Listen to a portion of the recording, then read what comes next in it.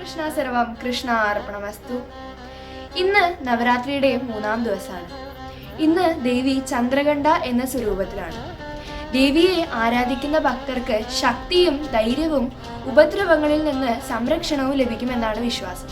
ദേവിയുടെ ഭാവം എന്ന് പറയുന്നത് 10 കൈകളോടുകൂടി ആയുധവും താമരയും ത്രിശൂലവും ഒക്കെ കയ്യിലേന്തിക്കൊണ്ട് പുലിയുടെ പുറത്തിരിക്കുന്നതായിട്ടാണ്. അതേപോലെ തന്നെ ദേവിയുടെ 5ാമത്തെ വലത്തെ കയ്യില് സംരക്ഷണത്തിന് വാഗ്ദാനം ചെയ്യുന്ന അഭയമുദ്രയും 5ാമത്തെ ഇടത്തെ കയ്യില് അനുഗ്രഹം വാഗ്ദാനം ചെയ്യുന്ന ഭരതമുദ്രയുമാണുള്ളത്.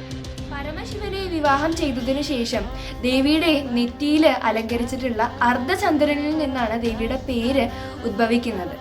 അതേപോലെ തന്നെ പാർവതി ദേവിയുടെ ശാന്ത സ്വരൂപത്തിൽ നിന്ന് യോദ്ധയായ ചന്ദ്രകണ്ഠ ദേവിയിലേക്കുള്ള പരിവർത്തനത്തിനെ കൂടി പ്രതീകപ്പെടുത്തുന്നുണ്ട്.